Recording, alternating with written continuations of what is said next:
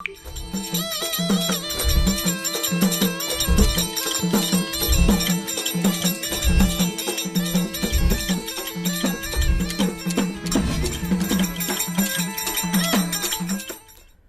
अब स्वागत है आपका मारो राजस्थान में। खबर राजधानी जयपुर से है, जहां मेयर को हटाने के लिए कांग्रेस और बीजेपी के सभी पार्षदों ने आपस में हाथ मिला लिया। लेकिन मेयर के खिलाफ अविश्वास प्रस्ताव से पहले ही कांग्रेस और बीजेपी पार्षदों के बीच कहासुनी हो गई। बात यहां तक पहुंच गई कि सिविल लाइंस से बीजेपी विधायक गोपाल शर्मा पर कांग्रेस पार्षदों ने हमला कर दिया। हालांकि बीजेपी पार्षदों ने बीच बचाव कर गोपाल शर्मा को बचाया। दरअसल मेयर ने पिछले 2 सालों में एक भी साधारण सभा की बैठक नहीं बुलाई है, लिहाजा उन्हें हटाने की मुहिम शुरू हुई थी और जो धाराशाही हो गई। तस्वीरें देखिए जरा, किस तरह के झड़प की तस्वीरें सामने आई है, सबको हैरान कर रही है। जयपुर नगर निगम हेरिटेज में साधारण सभा की बैठक हुई और बैठक कितनी जोरदार हुई कि भारतीय जनता पार्टी और कांग्रेस के दोनों पार्षद आपस में मिल चुके हैं और इसमें पार्षद ही जो नगर निगम की मेयर मुनीश गुर्जर के खिलाफ अविश्वास प्रस्ताव लाना था और इस मामले को लेकर हंगामा हो गया। आइए जानते हैं, वहाँ विधायक गोपाल शर्मा जी हैं और वो मौके पे मौजूद है, तो देखते हैं क्या मामला रहा, क्या माजरा रहा। सर बताएं क्या रहा, कल क्या हुआ, घटनाक्रम किस तरह? कल जो मेयर प्रस्ताव लेकर के आई, वो कोई भी प्रस्ताव पारित नहीं हो सका। एक तरफ तो ये घटनाक्रम है और दूसरी तरफ ये है कि कांग्रेस बीजेपी के कंधे पर रखकर बंदूक चलाना चाहती थी। तो उनको ये पता नहीं है कि भारतीय जनता पार्टी विश्व का सबसे बड़ा राजनीतिक संगठन है और वो एक बंद होती दुकान के पीछे नहीं चल सकता। भारतीय जनता पार्टी क्या करेगी, कब करेगी, कैसे करेगी, इसका निर्णय भारतीय जनता पार्टी करेगी। अविश्वास प्रस्ताव तो दोनों पार्षद लाने वाले थे भारतीय जनता। कहाँ लाने, किसने कहा है? ये खबरें यही चल रही है। खबरें चलने से क्या होता है? खबर कोई कुछ ही चला दे, खबरें चलाने से कुछ नहीं होता। जो हकीकत है वो यही है। वहाँ कुछ राष्ट्रगान का अपमान भी, राष्ट्रगान का अपमान जिस तरह का हुआ है वैसा कभी नहीं देखा गया। रफ़ीक खान और अमीन कागजी ये 2 बार के विधायक हैं। एक ने कहा और दूसरे ने तार खींचकर राष्ट्रगान बंद करवाया। इसको कैसे सहन कर लिया गया, यही मेरे समझ में नहीं आ रहा है। शायद इसलिए सहन कर लिया गया क्योंकि लोग समझ ही नहीं पाए कि अब हम करें क्या, क्योंकि कभी ऐसा नहीं हुआ। हम लोग 2-3 पंक्तियाँ पढ़ चुके थे, राष्ट्रगान के 2-3 लाइनें गा चुके थे, इसके बाद अचानक बंद करवाना। कांग्रेस के पास है क्या? धरना प्रदर्शन करना था तो इतने बड़े बड़े भ्रष्टाचार उन्होंने किए हैं। भ्रष्टाचार की परिभाषा हिंदुस्तान में अगर किसी ने सिखाई है तो कांग्रेस ने सिखाई है। जब भी कांग्रेस का व्यक्ति कोई सत्ता से अलग हुआ है तो वो इसी बात को लेकर के अलग हुआ है कि चीन से हार गए तो जवाहरलाल नेहरू को उसकी कीमत चुकानी पड़ी, है ना। इंदिरा गांधी ने इमरजेंसी लगाई, उसकी कीमत उनको चुकानी पड़ी। उन्होंने स्वर्ण मंदिर के ऊपर टैंक चला दिए गए, उसकी कीमत उनको चुकानी पड़ी। तो इस तरह से भ्रष्टाचार की जनक है कांग्रेस। ये थे सिविल लाइन विधानसभा क्षेत्र से विधायक गोपाल शर्मा जी और इनका कहना है कि कांग्रेस ने राष्ट्रगान का भी अपमान किया है। कांग्रेस के पार्षदों ने हेरिटेज निगम में जो हंगामा बरपा था उसको लेकर इन्होंने राष्ट्रगान का अपमान किया है। दूसरा, इनका कहना है कि कांग्रेस तो खुद ही भ्रष्टाचार की जर्नी, आज जो धरना प्रदर्शन हो रहा है वो इनकी तरफ से अवैध है और कुछ उसका कोई मतलब नहीं निकलता, कोई सरोकार नहीं निकलता। विष्णु प्रसाद, हिंदी खबर, जयपुर। बढ़ेंगे आगे, खबर पाली से है, जहां जिले के मारवाड़ जंक्शन उपखंड मुख्यालय डाक बंगला परिसर पर बीजेपी से लोकसभा सांसद उम्मीदवार और वर्तमान सांसद पीपी चौधरी का भव्य स्वागत किया गया। इस दौरान वरिष्ठ बीजेपी पदाधिकारी की उपस्थिति में माला और साफा से उनका स्वागत किया गया। वहीं अपने संबोधन में पीपी चौधरी ने क्षेत्रवासियों को क्षेत्र के विकास में सदैव तत्पर रहने का आश्वासन दिया। ये विश्वास जो है आम जनता का है, भरोसा आम जनता का है, आम जनता का प्यार है, कार्यकर्ताओं का प्यार है और आम जनता और कार्यकर्ताओं का आशीर्वाद है। और ये टिकट जो है ये उन सभी कार्यकर्ताओं को और आम जनता को समर्पित है और मोदी जी ने जो विश्वास जताया है उनके लिए मैं उनका कृतज्ञ हूँ, धन्यवाद हूँ। लेकिन उन्होंने पूरे पाली लोकसभा क्षेत्र के सभी कार्यकर्ताओं, सभी आम जनता के उनके भरोसे के आधार पे, उनके विश्वास के आधार पे, उनके आशीर्वाद के आधार पे तीसरी बार मेरे पे विश्वास जताया।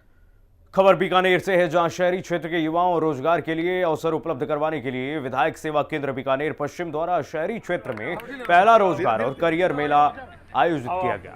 उद्घाटन समारोह के अतिथि बीकानेर के पूर्व विधायक सिद्धि कुमारी, बीकानेर पश्चिम विधायक जेठानंद व्यास, महापौर सुशीला कंवर, उप महापौर राजेंद्र कुमार, जिला उद्योग संघ के अध्यक्ष द्वारका प्रसाद पचीसिया, उद्योगपति सुभाष मित्तल और एसबीआई के उप महाप्रबंधक विजय कुमार थे। इस दौरान अतिथियों ने फीता काटकर और मां सरस्वती की प्रतिमा के सामने दीप प्रज्वलित कर कार्यक्रम का शुभारंभ किया।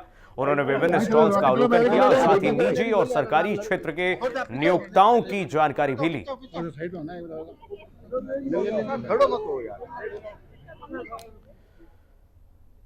खबर बीकानेर से है, जहां अपनी कार्यशैली और बयानों को लेकर सुर्खियों में रहने वाले हवा महल विधायक आचार्य बालमुकुंद आज बीकानेर पहुंचे। नाल एयरपोर्ट पर भाजपा कार्यकर्ताओं ने उनका स्वागत किया। इस दौरान पत्रकारों से बातचीत में आचार्य ने कहा कि पीएम नरेंद्र मोदी विश्व में एक ताकत बनकर उभरे हैं, अब उन्हीं का अनुसरण कर रहे हैं। प्रदेश की भजन सरकार भी एक्शन मोड में काम कर रही है। सर्वप्रथम मैं बीकानेर की धरती को प्रणाम करता हूँ। शौर्य और यहाँ के भामाशाह और यहाँ के पूर्व राज परिवार का जो योगदान है गंगा सिंह जी का, उनको मैं प्रणाम करता हूँ। और बीकानेर आते ही रसगुल्लों की मिठास और यहाँ की नमकीन वो भी घुल जाती है। इसलिए ऐतिहासिक नगरी, धार्मिक नगरी ऐसी बीकानेर की धरा पर आज आगमन हुआ है। तो मैं पूरे प्रदेश की शुभकामना, पूरे प्रदेश में अमन, चैन, सुख, शांति हो, ये मैं यहाँ चारभुजा जी से भी करता हूँ प्रार्थना। और आज बीकानेर में एक शिक्षण संस्थान के नव उद्घाटन के अवसर पे आने का अवसर मिला है। जिस प्रकार से आदरणीय प्रधानमंत्री, प्रधान सेवक नरेंद्र मोदी जी यशस्वी प्रधानमंत्री के रूप में पूरे विश्व की एक ताकत निकल के आए हैं, भारत ही नहीं अपितु पूरे विश्व में एक ताकत के रूप में आए हैं।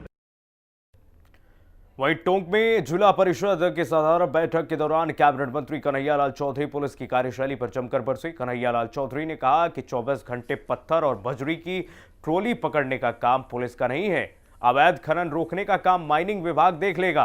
कलेक्टर डॉक्टर सौम्या झा और एसपी संजीव नैन की मौजूदगी में पुलिस पर गंभीर आरोप लगाते हुए उन्होंने कहा कि पिछले 10 साल पुलिस बजरी ठेकेदार के इशारे पर चली।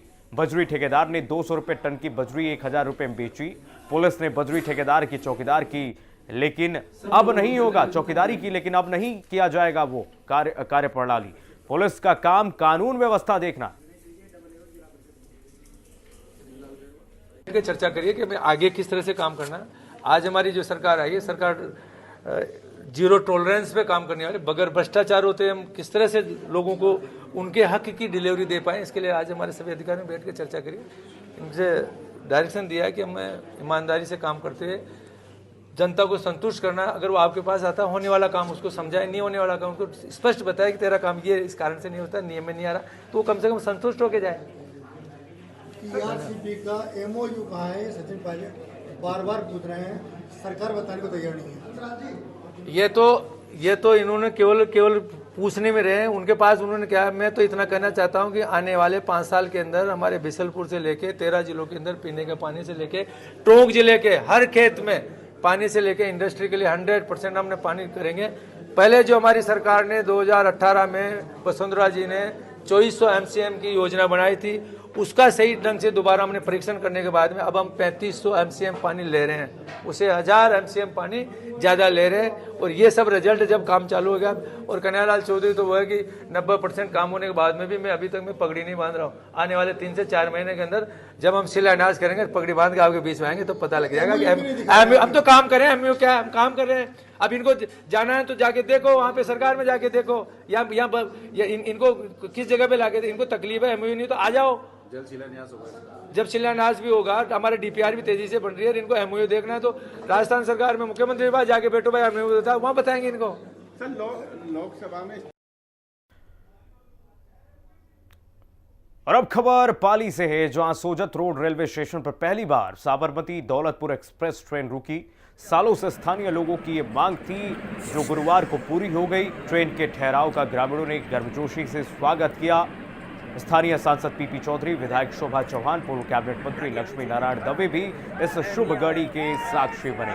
वहीं सोजत रोड के ग्रामीणों ने लोको पायलट का साफा पहनाकर स्वागत किया। माला पहनाया गया लोको पायलट को।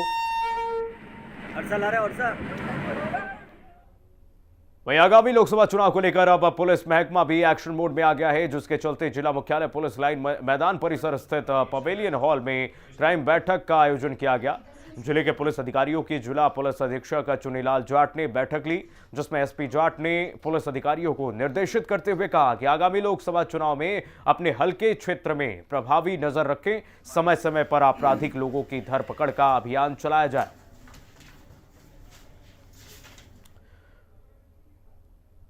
वहीं टोंक जिले के निवाई में सरकारी दफ्तरों में अधिकारियों की मनमर्जी से लोग परेशान हैं।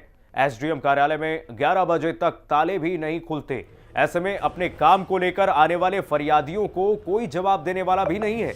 यह हालत तब है जब सरकार अधिकारियों की लापरवाही पर सख्त है। जिला मुख्यालय पर कलेक्टर अधिकारियों को सख्त निर्देश दे चुकी है सरकार, लेकिन सरकारी कार्मिक सुधरने का नाम नहीं ले रहे हैं।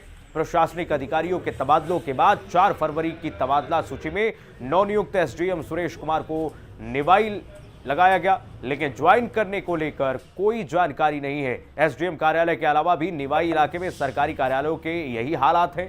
ग्रामीण इलाके में तो हालत और भी बुरे हैं। अब मेरे को एक इवेंट कराया था, उनमें रजिस्ट्री लगी है, उसमें परेशानी है, उसको काम ये नहीं है अभी तक।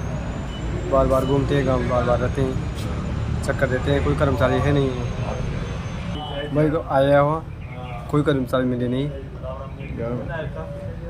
आज ज़मीन के मामले में आई। मैं यहाँ को नकल लगाई थी 3-4 दिन पहले नकल उपखंड कार्यालय में, लेकिन जब मैं 11 बजे यहाँ आया तो अभी भी उसके लोग लगा हुआ है। कर्मचारी कहाँ नदारत है ये पता नहीं है और न कोई सूचना है उनके बारे में। वहीं पाली मुख्यालय पर गुरुवार को संभागीय आयुक्त कार्यालय के नवीन भवन का लोकार्पण संभागीय आयुक्त डॉक्टर प्रतिभा सिंह ने नए भवन का उद्घाटन किया। इस मौके पर संभागीय आयुक्त ने कहा कि राज्य सरकार ने मार्च माह तक पाली संभागीय आयुक्त कार्यालय को ई फाइलिंग करने के निर्देश दिए थे, लेकिन हमने समय सीमा से पूर्व 28 फरवरी को ही संभागीय आयुक्त कार्यालय के सभी दस्तावेजों को ऑनलाइन अपडेट कर दिया है। ये हमारी बड़ी उपलब्धि है।